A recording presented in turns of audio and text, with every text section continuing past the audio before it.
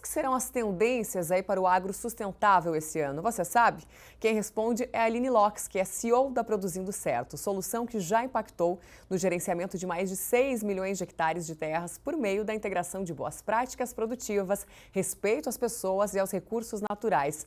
A Aline que fala com a gente lá de Goiânia. Primeiramente, boa tarde, seja bem-vinda. Olá, Sara, boa tarde, obrigada. Obrigada a você pela participação, Aline. E a gente fala em tendências para o agro sustentável, mas a verdade é que agro e sustentabilidade são duas coisas que já andam juntas, né?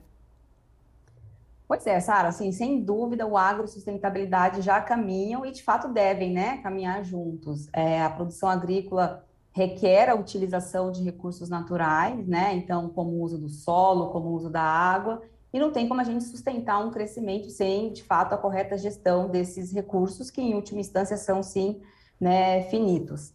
E a gente vê que no Brasil a grande maioria dos nossos produtores já estão fazendo isso muito bem, né? Quando a gente olha no retrovisor, né, e vê que nos últimos, por exemplo, 40 anos, nós multiplicamos quase que por 5 a nossa produção. E nesse mesmo período, né, a área, né, a evolução e abertura de áreas, a gente menos que dobrou. Quando a gente faz essa comparação, a gente entende que a gente está, sim, cada vez sendo mais eficiente em termos de sustentabilidade, né? Eu acho que problemas, né, a gente tem ainda, né, toda essa questão de desmatamento ilegal, e ainda assim, quando a gente olha dados relacionados a isso, né, tem uma publicação aí de uma universidade, da Universidade de Minas Gerais, né, que fez uma publicação, inclusive, numa das revistas científicas aí super renomadas, né, na Science, mostrando que 2% das propriedades rurais concentram mais de 2/3 de todo o desmatamento ilegal. Ou seja, né, a maior parte da produção agropecuária brasileira não está associada ao desmatamento ilegal, né? Então, acho que todo esse olhar, esses registros, ajuda a gente a demonstrar que é falso o dilema, né? Que existe um dilema aí entre conservação e produção, né? E o agronegócio nosso, acho que é cada vez mais moderno, mais estruturado e cada vez mais responsável. Aline, quem sabe, né, entre essas tendências aí levantadas pela Produzindo Certo, todas extremamente relevantes, então, baseada no que você está falando, talvez a mais urgente, né, seja a do valor, dar valor aí para a floresta em pé, porque ela ajuda também a frear a questão do desmatamento e para isso também é preciso fiscalização contra o desmatamento ilegal, né, que é um crime. Sim, com certeza. Eu acho que olhar para a questão do desmatamento pela ótica econômica é necessário que a gente olhe para o desmatamento não com uma visão romântica, mas também com essa ótica econômica, né? É muito curioso da gente olhar aqui até pouco tempo, né? Operações, por exemplo, financeiras agrícolas, e pensar que para essas operações financeiras, né, a área de floresta com vegetação nativa, que guardam ali a biodiversidade, estoca carbono, preserva a água, etc., não tem um valor econômico, não podia sequer ser dada em garantia, por exemplo, numa operação financeira, né? Então, isso vem mudando. Recentemente, a gente teve aí uma medida provisória, né, no final do ano passado, que reconhece esses ativos, né, ambientais de vegetação nativa em propriedades privadas. Então, permite a valoração econômica e monetária dessas florestas, né, identificando elas realmente, né, uma identificação contábil, né? Então, com isso, os produtores ganham, né? Ganham um incentivo, eu acho que importante, econômico, para preservar suas florestas, e até, por exemplo, utilizá-las como áreas, né, em garantia, em contratos, em operações financeiras, né? Então, esse é um ponto muito importante. Em relação à fiscalização do desmatamento ilegal, ele deve existir incessantemente, né? O desmatamento ilegal é crime e tem que ser tratado como tal, né?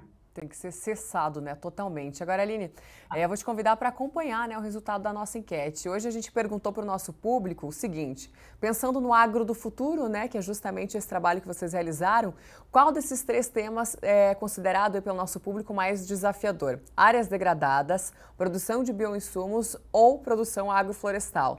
Com 55% dos votos, mostrou-se aí, né, que o desafio das áreas degradadas foi apontado pela maioria como o mais complexo. Então, eu te pergunto aí dentro, né, desse resultado da nossa enquete que agora aparece na tela, qual que é o tamanho desse desafio e as soluções mais viáveis para recuperar áreas que já estão degradadas? Uhum. Bom, é uma prática, né, crescente no campo, quando a gente fala de recuperação de áreas degradadas, né, ou seja, áreas que em algum momento já foram abertas e que hoje têm um grau de degradação, então não permite que elas sejam produtivas, né? Ou que elas tenham uma produtividade muito baixa.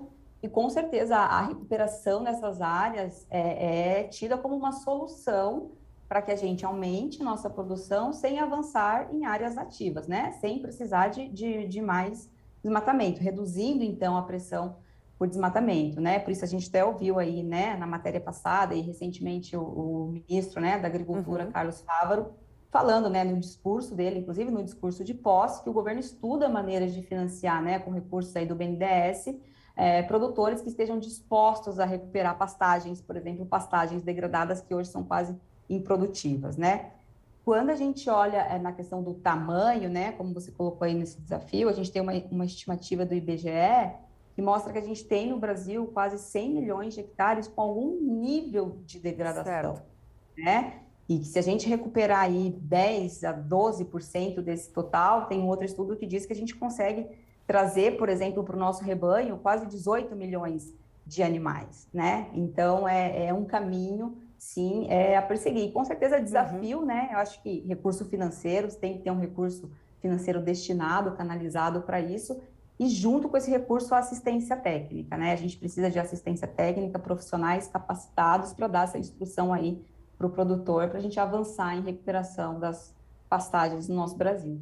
É isso, muitos desafios e caminhos, né, para que eles realmente sejam superados. Aline Locks da Produzindo Certo, obrigada pela sua participação e até mais. Obrigada, Sara, eu que agradeço. Um abraço. Outro para você. Planeta Campo, patrocínio JBS. Alimentar a mudança é o nosso compromisso. O PL The Gigaton Challenge. Apoio SLC Agrícola, produzindo com eficiência e sustentabilidade.